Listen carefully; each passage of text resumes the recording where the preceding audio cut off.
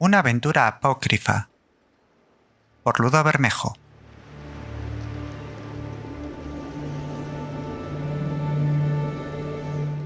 Capítulo 1. De la llegada a la villa y lo que en ella acontece.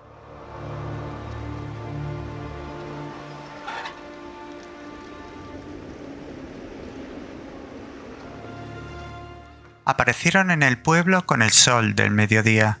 Dos figuras, la primera sobre un jamelgo tan escuálido como su jinete, la segunda en un burro que hacía tiempo había pasado sus mejores días. En silencio, casi con desgana, avanzaron hasta la plaza. Su paso por entre las calles provocó revuelo de visillos, pero nadie salió para recibirles. «Mala cosa», murmuró el jinete mientras se mesaba una perilla de chivo albino. «Mala sin duda», respondió su acompañante, la mano sobre su sombrero para evitar que el solano se lo arrebatara. En una de las esquinas chirriaba el cartel de una fonda. Sin decir más, dirigieron su montura hasta la puerta. «Nadie sale a atendernos». «Deme las riendas, amo. Ya me ocuparé de apacentar a las bestias. Debéis de entrar, que con este tiempo no me extrañaría que os volaseis». «Poco confiáis en el peso de mi armadura». El viejo golpeó el metal que le cubría el pecho. «No habrá aire capaz de levantarla».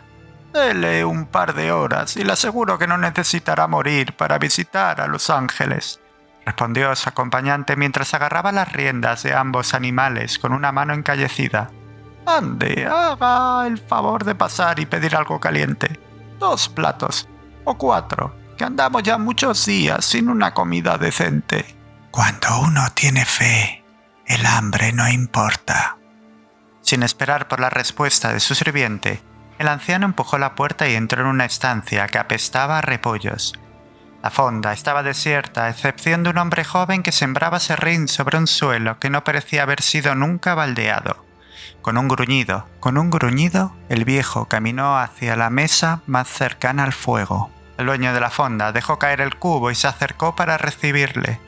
A corta distancia se podía distinguir un rostro echado a perder por la bebida y el tufo del que se baña solo en su cumpleaños. «Buenas tardes, vuesa merced. Bienvenido». «Bien hallado, fondero. Buscamos hacer noche en el pueblo y hablar también con las fuerzas vivas. El alcalde, el párroco, el boticario, si lo hubiera».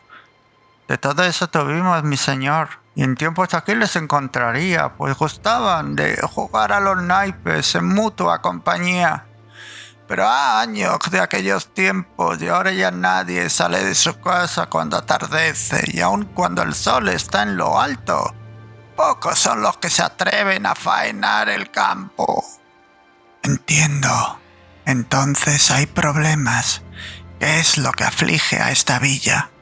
«Aflicción es un buen término, señor. Una pesadumbre de sangre, una enfermedad que nos acecha al amparo de la oscuridad y del viento. Alguien nos visita cuando cae la noche, una mujer pálida que nos roba las fuerzas y la vida en la madrugada». «Más que una mujer, pareciera que describís a un monstruo». «Decís bien. Es difícil saberlo en estos tiempos en los que nada es lo que parece». «Cierto, buen hombre. Cierto. Y habéis de saber que yo podría ayudar a este pueblo. Mas para eso tengo que entender lo que aquí acontece, pues mis artes son peligrosas y en ocasiones sangrientas». «Entiendo, mi señor». El fondero esbozó una sonrisa carente de dientes. «Debo entender entonces». Un crujido inesperado hizo que el mesero pegara salto tan magnífico que le permitió subirse sobre una mesa a 2 varas de donde estaba inclinado. Desde la puerta se podía distinguir al acompañante del viejo, arrebujado en su manto y con las manos engarfiadas de frío. «¡Posadero!», gritó de buen humor. «¿A qué este olor tan terrible?» «Pero atención, mi señor. Dicen que los repollos apartan el mal». «No los repollos, fondero», alzó la voz el viejo. «Son los ajos los que repelen a las bestias». «¿Ajos? Pero entonces es cierto. Sabéis de estas cosas. ¿De verdad podríais ayudarnos?» El viejo sacó del morral una bacia de barbero y la colocó sobre su cabeza con cierta gallardía. Después habló y su voz rota levantó ecos en las paredes de piedra. «Mi nombre es Don Quijote y provengo de la Mancha. Y sí, muchacho, yo deshago en tuertos».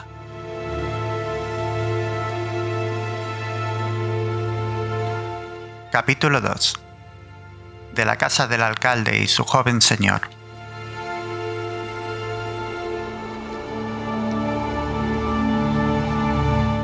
Encontrar la casa del alcalde fue una tarea sencilla.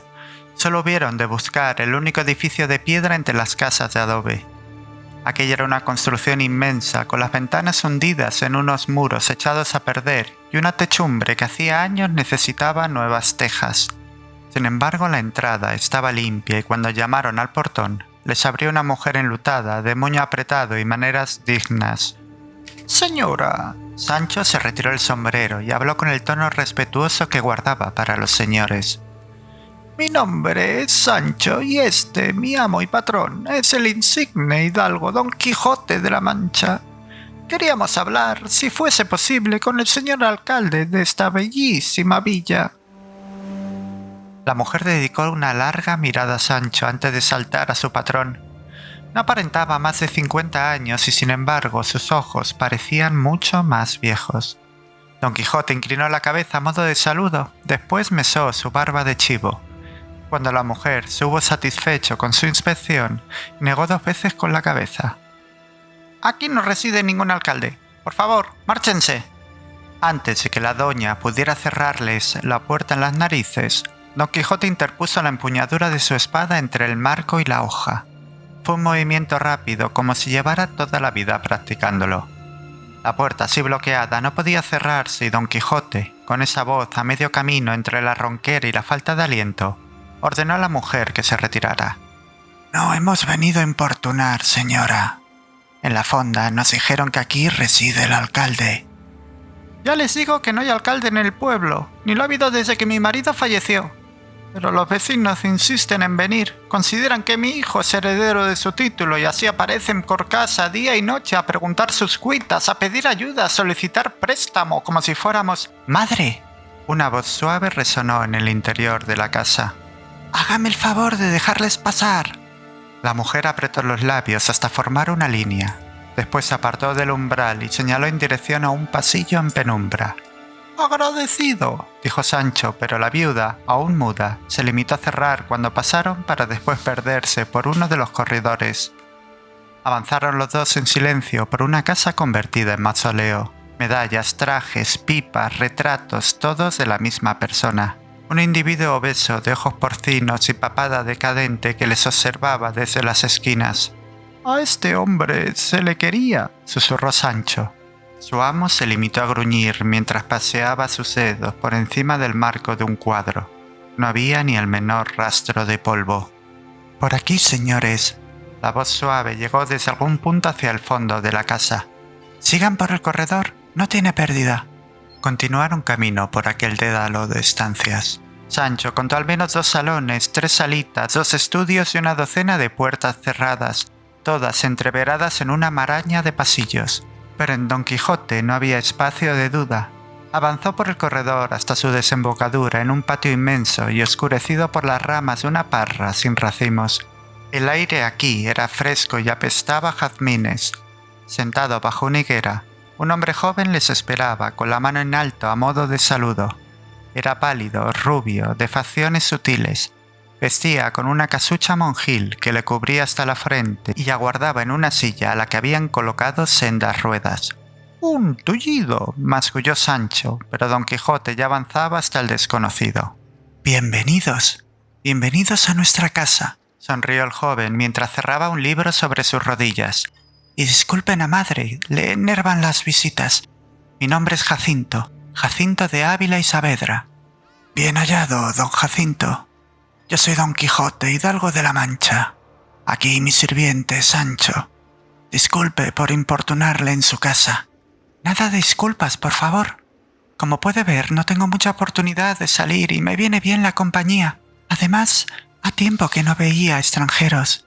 Este lugar está apartado de las rutas y solo se acuerdan de nosotros los recaudadores de impuestos». Al comentario le siguió una risa que cayó en gracia sobre Sancho. Don Quijote, sin embargo, permaneció con su habitual gesto huraño, pero señaló el libro que el joven tenía sobre el regazo. «La Odisea. Buen libro escoge para pasar el tiempo. ¿Lo ha leído? Es maravilloso.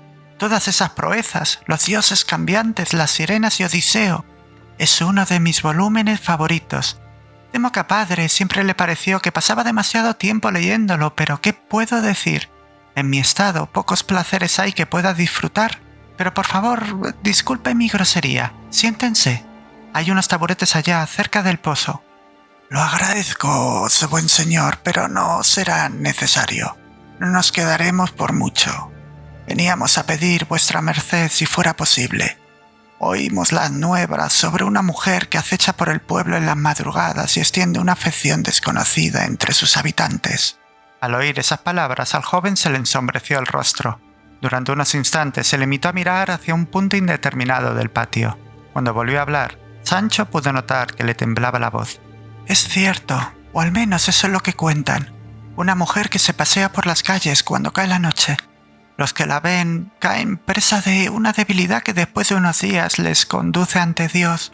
«¿Cuánto tiempo hace que acontece esa situación?», preguntó Don Quijote, y Sancho notó en su timbre una urgencia que conocía bien y que había tratado de paliar sin éxito durante muchos años. «Hacia el invierno pasado. El primero que la vio fue Nicolás, un pendenciero que pasaba sus días en la taberna. Amaneció una mañana en la plaza, pálido, ojeroso, muy débil. Habló de haber visto a la mujer más hermosa del mundo. Nadie le hizo caso, no sería la primera vez que contaba embustes. Pero tras su muerte, que aconteció a los 5 días, otros también hablaron de la mujer, y cada uno de ellos falleció antes de cumplir la semana. Todos hombres, jóvenes o viejos. Desde el tercer fallecido nadie reunió valor para salir de casa a la caída del sol, y sin embargo la gente continuó muriendo. Ya se cuenta casi una docena. Nuestro párroco habla de un demonio que ha venido para castigar a los pecadores y se niega a darles cristiana sepultura. Así que en el pueblo andan entre asustados y furiosos con el cura». «¿Y el boticario? ¿Qué es lo que dice?». «Fue el tercero en fallecer. Dijo no creer en supercherías y pasó varias noches paseando por el pueblo para demostrar que no había razones para sentir miedo. También confesó haber visto a la mujer, pero no recordaba mucho del encuentro, salvo que era bellísima». Entiendo. Don Quijote levantó la cabeza como un sabueso que hubiera captado el olor de su presa. «Y dígame, ¿aparece todas las noches?». «No, por fortuna, pero nadie sabe cuándo atacará y eso aterroriza a los vecinos. Algún lugareño trató de convencer a los hombres para salir a buscarla con horcas y antorchas, pero nadie se atreve a salir de casa, ni por las noches, y ahora casi tampoco se atreven a hacerlo durante el día». «Ya veo. Hace falta coraje y conocimiento para enfrentar a una criatura como aquesta. Pero no dude, buen señor, que la aventura nos trajo a vuestra villa para acabar con ella, y el Altísimo pongo por testigo que no marcharemos hasta que el final desaparezca». «Ay, señor mío», musitó Sancho mientras se rascaba la cabeza. Llevaban ya años de tumbaderas a la caza de lo desconocido. En ocasiones se decía que hubiera hecho bien en abandonar a su patrón hacía tiempo, pero ¿cómo podría dejarle a merced del mundo? Su amo era hombre bueno. Sí, estaba loco, pero ¿acaso no era mejor su locura que la de otros hombres? «Pero disculpe vuesa merced». La voz del joven interrumpió los pensamientos de Sancho. «Dice entonces que conoce a la criatura que plaga este pueblo». «Ninguna criatura es igual que la anterior, joven señor. Pero a lo largo de los años aprendí que todas ellas comparten cosas en común. Seres descarriados de la mano de Dios que se alimentan no solo de carne y sangre, sino también del miedo de los hombres. Y sin embargo todas sufren de la misma dolencia. Todas temen la furia de un hombre justo. Todas temen la llegada de Don Quijote de la Mancha».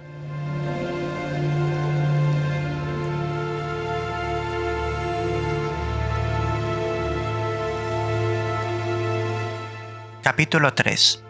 De la visita al cura.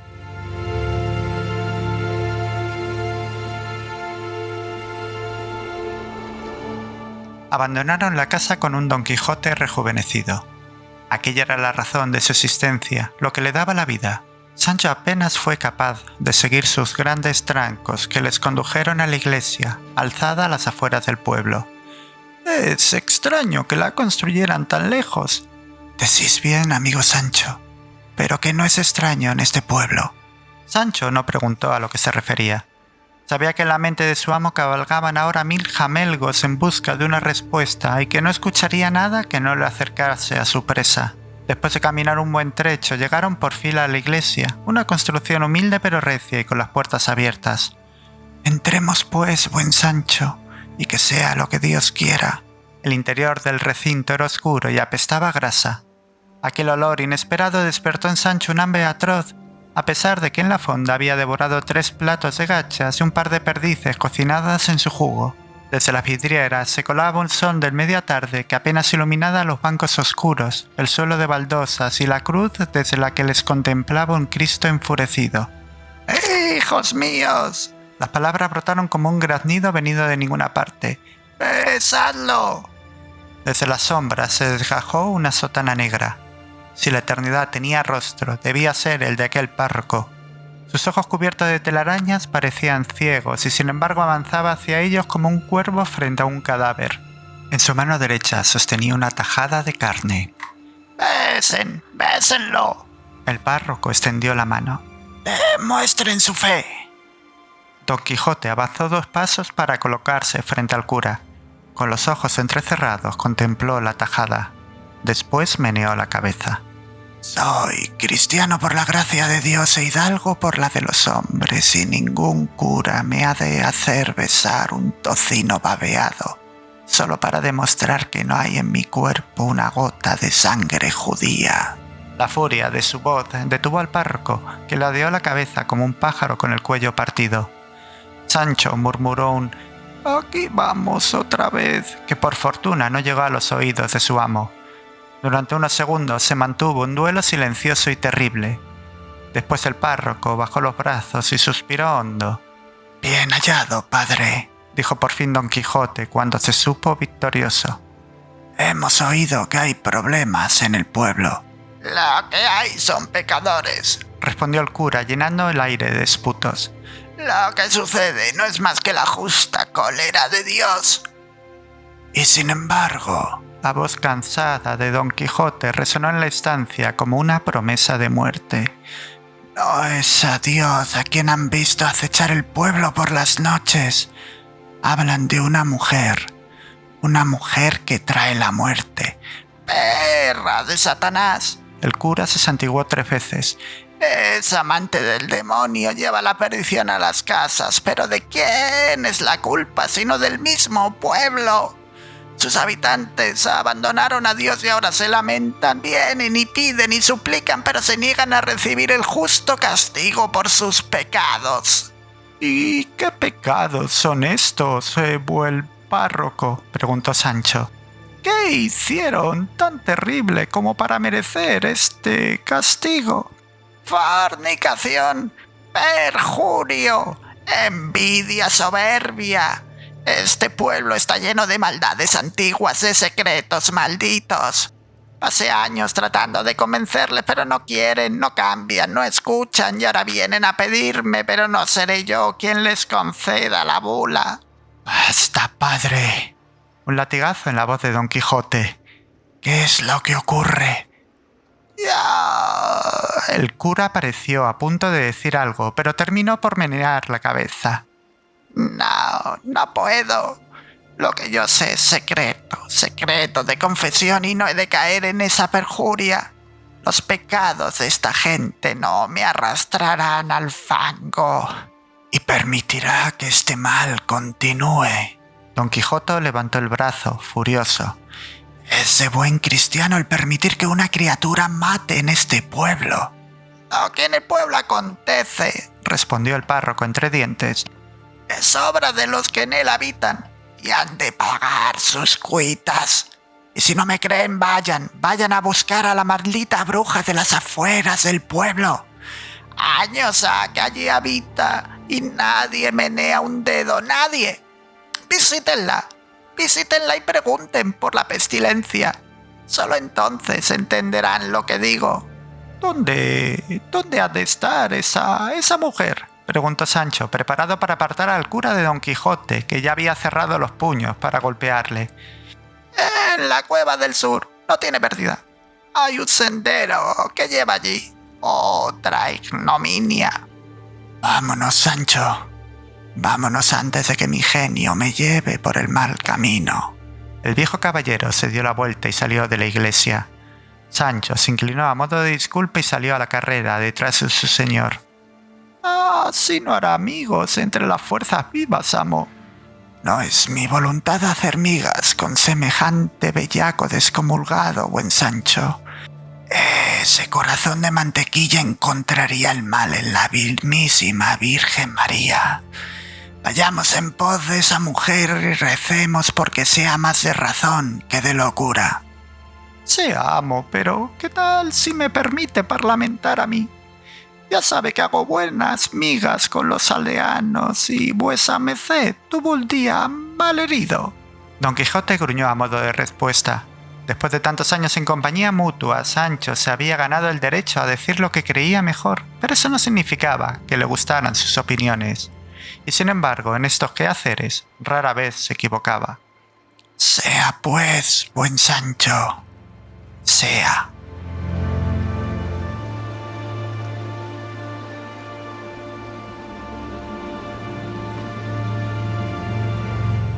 Capítulo 4.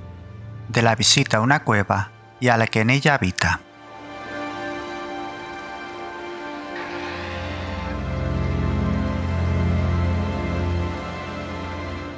Caminaron de vuelta al pueblo y echaron a andar hacia el sur sin prestar atención a los rostros que les observaban desde las ventanas. Apenas se apartaron de las últimas casas, descubrieron un sendero estrecho y devorado por matorrales marchitos. Serpenteaba entre unas colinas que en otras circunstancias habrían provocado la solaz de los viajeros. Muchas noches habían de dormir al raso y hubieran dado lo que fuera por encontrar un lugar así de calmo. Caminaron en silencio, sumergidos en sus propias cuitas. Sancho pensaba en los largos años de camino, en los peligros enfrentados.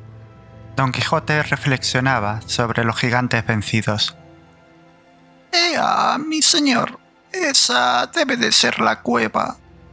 Llamar aquel espacio cueva sería como nombrar a la Catedral de Burgos una simple choza de palos. En mitad de la colina se abría una oquedad amplia, de no menos 4 varas de alto y aún más de ancho, que algún ingenioso había tapado con tablas recias, y una puerta diminuta, algo más baja que Sancho, que no era precisamente alto. Colgaba una aldaba con un chivo. Frente a la entrada crecía un vergel cuajado de todo tipo de plantas. «Una sabia», dijo Sancho. «O una bruja», contestó Don Quijote, su mano sobre la empuñadura del arma. «Vamos». «Recuerde, amo, que seré yo quien hable. Estas situaciones...» «No lo olvidé, Sancho. Estoy de acuerdo contigo. Los villanos deben de hablar con villanos». Sancho se ahorró un comentario malicioso sobre las palabras de su señor y tomó la aldaba entre las manos. La notó cálida al tacto. Golpeó 2 veces y dio un paso atrás. Desde el interior llegaron algunos ruidos, luego una voz vivaracha y anciana. «¡Ya va, ya va!». Cuando por fin se abrió la puerta, apareció en el umbral una mujer de pelo blanco, suelto, vestida con un hábito que de tantos remiendos parecía un saco. Era anciana más que Don Quijote, pero menos que el párroco, y tenía esa mirada entre dulce y aviesa que se les pone a las mujeres que han vivido demasiado. «Bien hallados, señores. No esperaba visita, pero por favor, pasen». Y sin detenerse para ver si la seguían, diose la vuelta y caminó al interior. «Por favor, entren». Sancho lanzó una mirada a su amo, que asintió en silencio. Con un largo suspiro se coló por aquella puerta mínima con la seguridad de que al otro lado encontraría algo terrible. Una montaña de huesos, una carnicería. Pero cuando sus ojos se acostumbraron a la penumbra, solo distinguió una estancia que hubiese podido encontrar en cualquier casa de galeno. Una mesa de madera antigua, varias sillas, estantes con ungüentos y frascos de etiquetas diminutas, ramilletes de hojas puestas a secar, una colección de morteros, varios libros. En el centro de la cueva habían cavado un hogar del que brotaba una humareda suave que ascendía hasta el techo. Sobre el fuego descansaba un cazo con agua hirviendo. «Díganme, mis señores». La mujer se sentó en una de las sillas y Sancho hizo lo propio mientras su amo se quedaba junto a la entrada. «¿Qué puedo hacer por vuecencias? ¿Sufren de algún mal que necesite de ayuda?» «En absoluto, señora. Pero permita que nos presente. Me llaman Sancho y a mi patrón, Don Quijote. Viajamos por los pueblos y ayudamos a sus gentes. Mi amo es hidalgo y ha jurado defender a los que no pueden hacerlo por sí mismos». «Santa misión, sin duda, pues hay mucho mal en este mundo. A mí pueden llamarme Justa, para servirle a Dios y a vuestras mercedes. En el pasado tuve otro nombre, pero lo perdí hace tiempo y ahora ya no tiene sentido utilizarlo». Pues, doña Justa, permita entonces que le explique nuestras cuitas, porque temo que necesitaremos de su ayuda. Verá, arribamos en la mañana al pueblo y descubrimos el problema de sus gentes, esa mujer que acecha de madrugada a los hombres en la villa. Tras de parlamentar con las gentes, nos recomendaron visitarla. ¿A mí? La mujer puso los brazos en jarras, su ceño de repente fruncido. ¿Es que piensan que tengo algo que ver con todo lo que ocurre? A buen seguro que les envía el cura. Ese cuervo malnacido lleva lustros convencido de que hago brujerías. No importa los años que lleve atendiendo a las mujeres. No importa quién venga a visitarme, ya sea su propia sobrina o la mismísima esposa del alcalde. Ese asno siempre me considerará una bruja. «¿Y lo es?» La voz de Don Quijote resonó entre las paredes de la cueva. La anciana se giró hacia el hidalgo y durante unos segundos las miradas de los dos se trabaron en liza.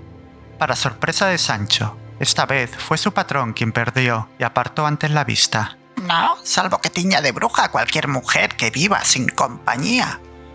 «Ya paz, buena señora». Sancho elevó las manos a modo de disculpa.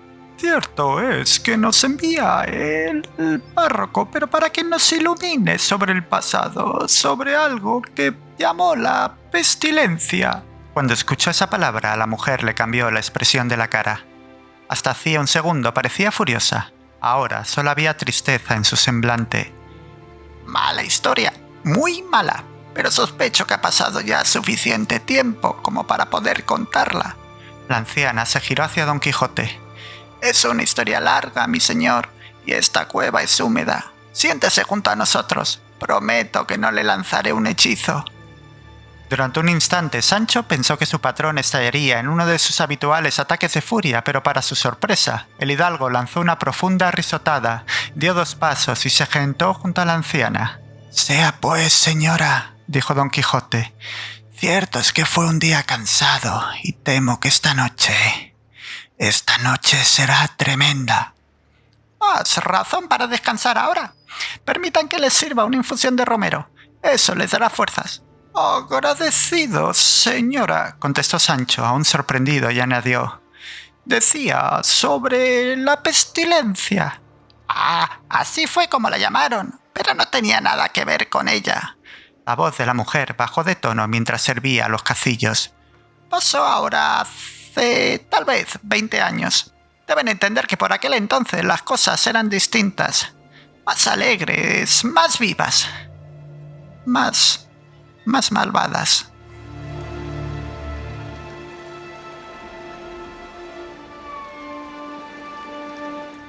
Capítulo 5. De la historia de la curandera.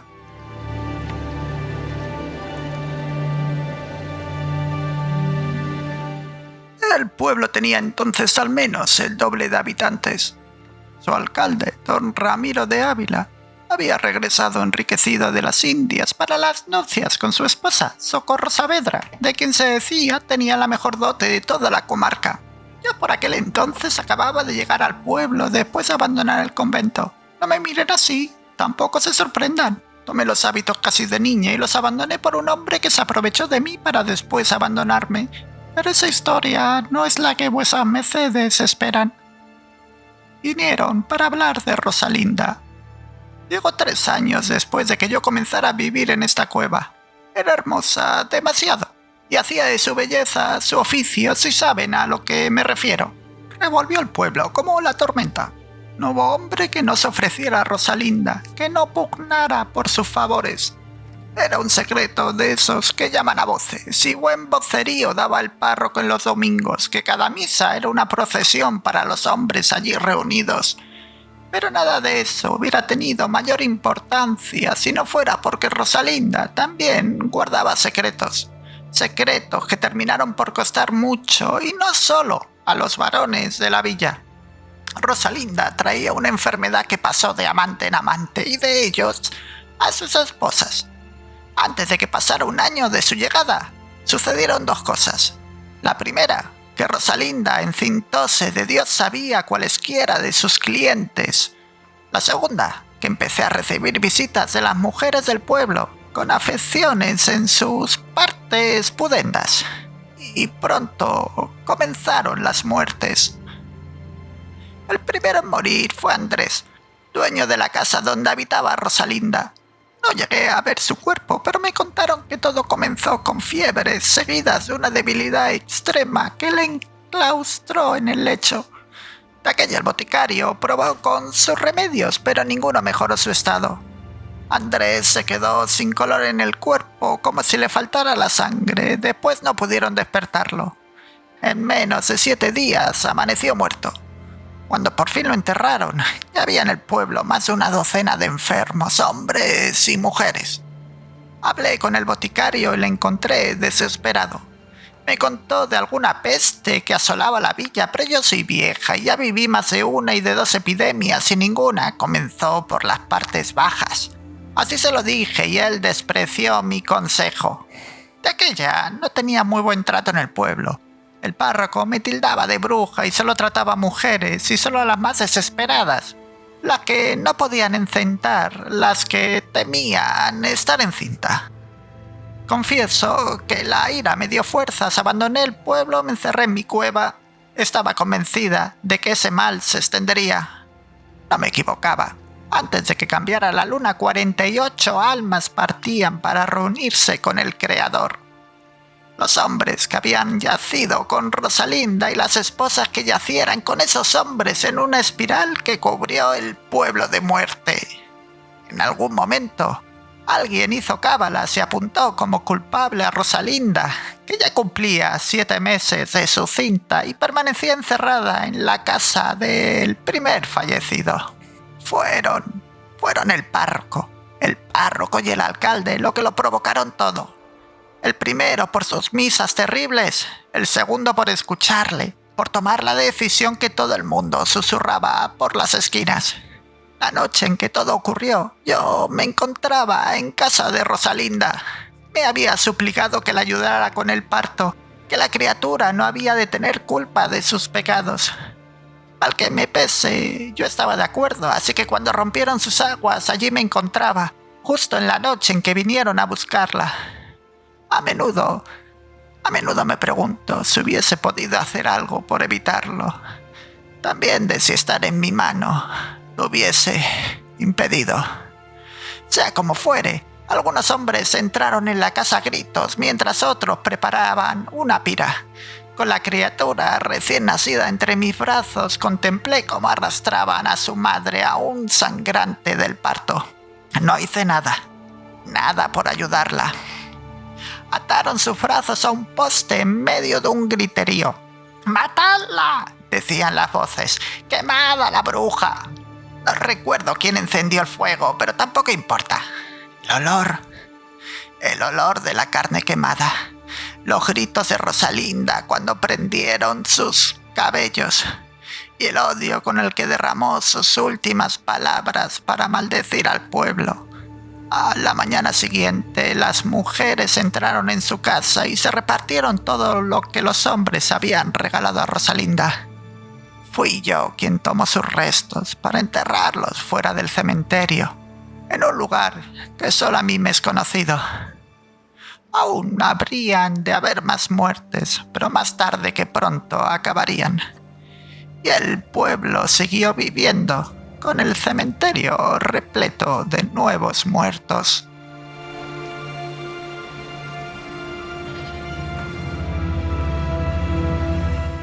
Capítulo 6. Del secreto de la curandera.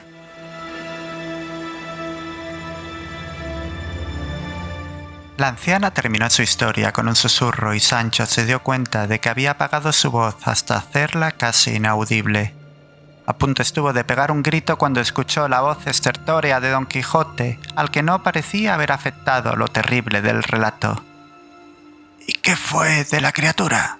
¿Qué pasó con ella? Doña Justa inclinó la cabeza como si el contar aquella historia hubiera agotado sus fuerzas. No, la mataron. Si es eso lo que andaba pensando. ¿Cómo podrían? Aquella criatura era expósita, pero podría ser de la sangre de cualquiera en el pueblo. Fue el alcalde el que se ocupó de ella, marchó con el recién nacido y al regresar nos reveló en qué lugar había estado. Al pueblo le pareció bien y nunca más se volvió a hablar de lo ocurrido. Nadie quería recordarlo. Y sin embargo, volvió a hablar el hidalgo, ahora esa misma enfermedad ha vuelto, ¿verdad? Y esa mujer que aparece por las noches, el pueblo cree que es la mismísima Rosalinda. De nuevo silencio y doña Justa, que meneaba la cabeza de un lado a otro. No puede ser, y sin embargo, ¿cómo podría ser de otro modo? Es la misma enfermedad, los mismos síntomas. Los hombres hablan de una mujer, pero Rosalinda murió. Puedo jurarlo. Yo misma enterré sus huesos calcinados y sin embargo... ¿Dónde? La voz de Don Quijote se tiñó de piedra. ¿Dónde está enterrado su cuerpo? Yo... Un momento de duda. ¿Por qué? Los espíritus pueden abandonar su tumba, pero están obligados a regresar a ella. Si he de acabar con esta ignominia, ese será el lugar donde me enfrentaré a la criatura. Durante largos segundos la mujer guardó silencio, como si considerara qué era más importante, acabar con la maldición del pueblo o revelar su secreto. Al final suspiró hondo, asintió para sí misma y se giró hacia Don Quijote.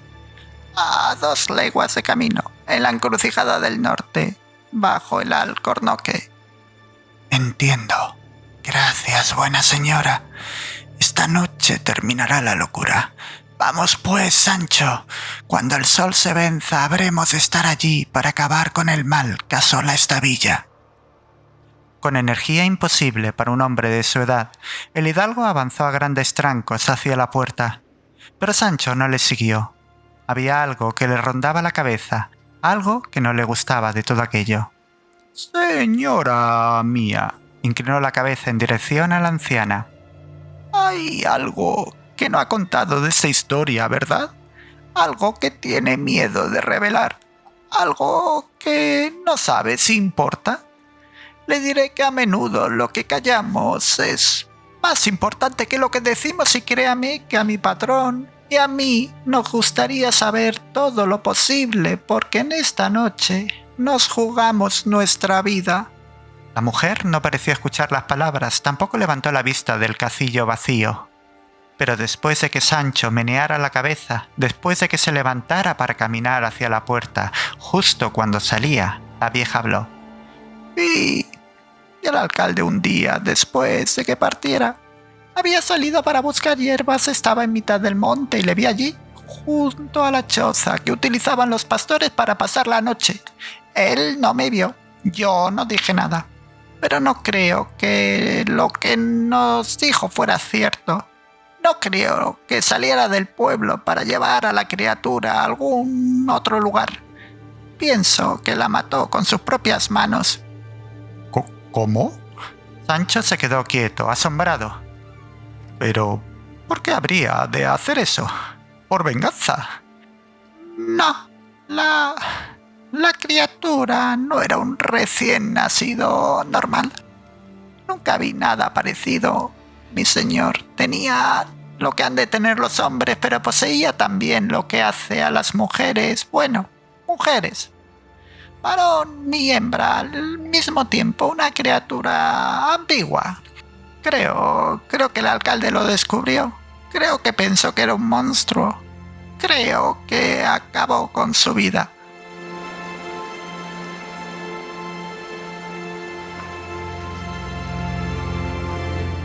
Capítulo 7. De lo que aconteció en el cruce de caminos.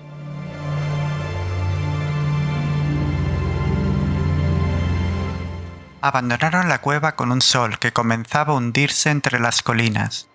Habremos de apresurarnos, buen Sancho. Hemos de llegar antes de que termine el día. Por fortuna sabían del lugar del que hablaba la curandera, pues era el mismo camino que habían utilizado para llegar a la villa. Entraron de nuevo a un pueblo teñido de atardecer. ¿Las monturas, preguntó Sancho. Solo nos estorbarían. Avanzaron pues a pie, poniendo buen cuidado en no perder su camino en aquella oscuridad que crecía a su alrededor. Cuando por fin llegaron a la encrucijada, ya se vislumbraba la luna. «El alcornoque», murmuró Don Quijote. «Deprisa». Sancho miró alrededor. De niño había aprendido a distinguir cada árbol por su silueta. «Hele aquí, patrón», dijo en voz alta, y los dos caminaron hacia un tronco viejo de ramas vencidas. Bajo su copa encontraron una extensión de tierra limpia en el que habían colocado, con mimo, pequeñas piedras blancas cada 2 palmos a modo de lápidas. «Son pequeñas», dijo Sancho. «Habrán de ser para nonatos», respondió el hidalgo. Sancho recordó las palabras de la vieja, cómo ayudaba a mujeres que temían estar encinta, y un escalofrío le recorrió la espalda. «Ahora he de prepararme». Con esas palabras, Don Quijote sacó su espada e hincó la rodilla frente al árbol. Después venció la cabeza y Sancho pudo escucharle recitar un Padre Nuestro y después el Ave María. No era tiempo ya de hacer preguntas. Se apartó del árbol, sacó su cuchillo y trató de serenarse para lo que habría que llegar. A lo largo de los años, los dos habían visto cosas inauditas, pero nunca se habían enfrentado con un muerto salido de la tumba. Sancho sintió el calor acre del miedo en su garganta y dejó que sus ojos se deslizaran por el camino, las tumbas y esa pálida figura que rezaba por la ayuda del Altísimo. Entonces le pareció escuchar un rumor de pasos, un tintineo. Y de repente las manos se le quedaron sin fuerzas, el cuchillo se deslizó entre sus dedos. Trató de gritar, pero ningún ruido salió de su boca abierta. Apenas si consiguió girar el cuello para vislumbrar la figura que avanzaba por mitad del sendero. «No se molesten en tratar de huir, buenos señores. No hay fuerzas en este mundo que puedan enfrentar el hechizo de mi presencia». La voz suave hizo que Sancho regresara a su juventud, cuando su vida aún no se había entrelazado con la del hidalgo. Recordó viejas amantes, espacios cálidos, refugios de la tormenta. Con los dientes apretados escapó de esos pensamientos para regresar a la hora y entonces pudo verla, la silueta en la oscuridad con ojos brillantes como los de un gato. Vestía una túnica de color rojo intenso, el pelo largo hasta la cintura y unos rasgos suaves que Sancho reconoció por haber visto esta misma mañana, bajo una parra, en el frescor de los jazmines. El hijo del alcalde, pero ¿cómo? Veo que me reconoce. Eso lo hará todo más sencillo. La mujer se colocó en mitad del camino, a igual distancia de Sancho que de su patrón, aún de espaldas y con la rodilla en el suelo. Cuando les vi aparecer supe que me serían de ayuda. Todo lo que contaron, todo lo que han vivido, como si hubiesen caído del cielo para poder explicarme qué es lo que soy, quién soy. Pero hablen, díganme, no hay varón en el mundo que resista a mi influjo. ¿Qué es lo que saben? ¿Qué descubrieron? De repente, Sancho sintió que lo único que le importaba en aquella vida era satisfacer, responder la pregunta de aquella criatura. «No». El tono de su voz le sorprendió, entre anhelante y desesperado. «No lo sabemos. Nos hablaron de Rosalinda, de la enfermedad que trajo, de lo que supuso para el pueblo, de cómo la quemaron». La risa de aquella figura cayó sobre Sancho como un bálsamo de los cielos. Dios santo, cómo la quería. «Eso ya lo sé, desde hace tiempo. Desde que mi padre murió por mi propia mano. Desde que descubrí que la enfermedad que me postraba en la silla desaparecía si tomaba otras vidas. Desde que comencé mi cacería por la villa, de lo único que se habla es de Rosalinda. ¿Pero qué tiene que ver ella conmigo?» Sancho se desvanó los sesos tratando de encontrar una respuesta. ¿Qué tenía esa beldad que ver con Rosalinda? Era... «Su hija, su hijo». Aquí la figura hizo un alto. En su frente perfecta se formaron perfectísimas arrugas. «¿Qué balbucea?». Su voz ahora era distinta, más masculina, regada de furia. ¡Hable! Sancho abrió la boca para contestar, pero una voz anciana se antepuso a su respuesta. ¡Eres de Rosalinda! Por un instante se alivió la garra que atenazaba el corazón de Sancho. En ese momento pudo pensar con claridad, también distinguir los detalles de ese rostro demasiado pálido, de esa boca demasiado grande, de esos dientes demasiado blancos. La curandera. Al escuchar su voz, Sancho de nuevo quedó atrapado en el hechizo. ¿Qué vienes a hacer aquí? ¿Qué sabes tú de esto? Rosalinda engendró una criatura. Encorvada sobre su bastón, la anciana avanzó hasta la figura de rojo. La parió antes de morir. Pensé que el alcalde la habría matado, pero no. ¿Cómo pude estar tan ciega? Su mujer venía a verme para pedir remedios, para quedarse encinta, pero nunca supuse, nunca pensé.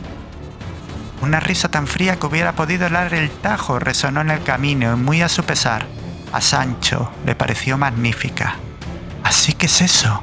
Expósito de puta, de las entrañas de una mujer que fue la perdición del pueblo. ¡Qué magnífico! Ni las sirenas de Odiseo tendrían un origen más digno. Gracias, mujer. Gracias por revelarme aquello que estaba escondido. Ahora ya puedes morir. Cumpliste tu tarea y en esta historia solo uno escapa con vida. En eso se engaña tu lengua, engendro del demonio.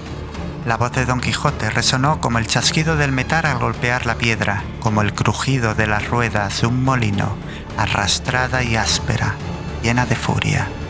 ¡No! Sancho notó miedo en la voz de su amada y quiso liberarse de su influjo solo para poder matar al hideputa que lo había provocado. No es posible. Ningún hombre escapa de mi influjo, ningún...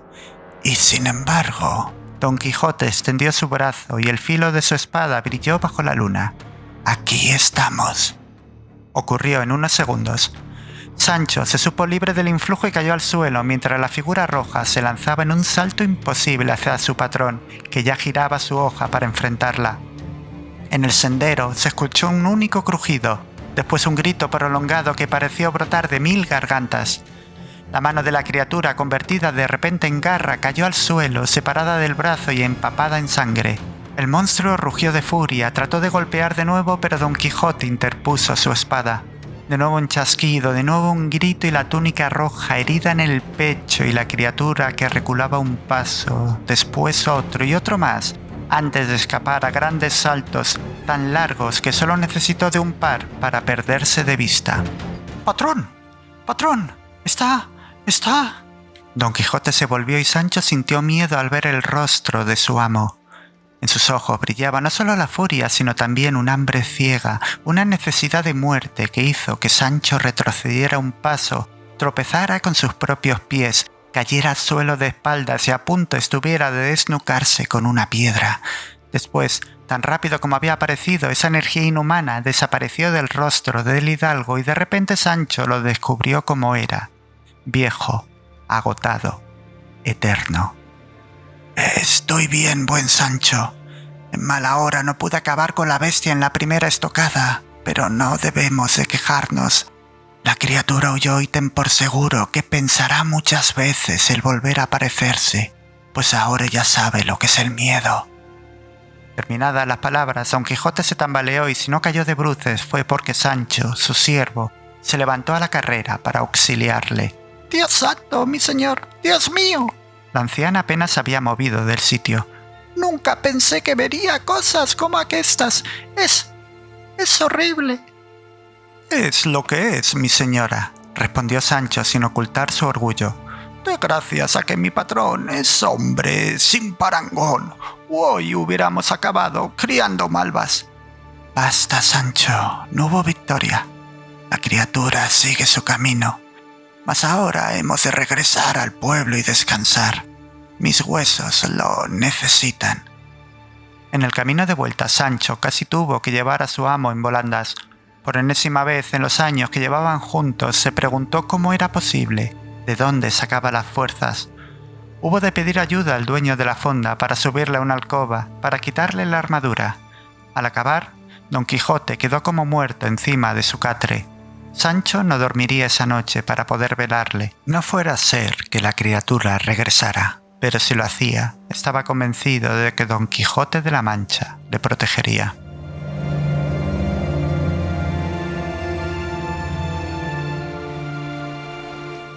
Capítulo 8, donde se descubre un nombre.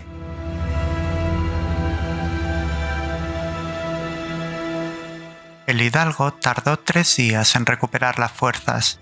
Para entonces los del pueblo ya sabían de las noticias. El monstruo había desaparecido de sus vidas. No hubo fiestas. Las gentes de la villa aún andaban con miedo y el párroco, con sus misas y sus gritos, no ayudaban a calmarles. Pero después de unas semanas sin más muertes, ya no quedarían dudas. «Y como siempre nos marcharemos antes de que nos lo agradezcan», se quejó Sancho mientras daba cuenta de un muslo de pollo al vino. «No hacemos esto por la fama, buen Sancho».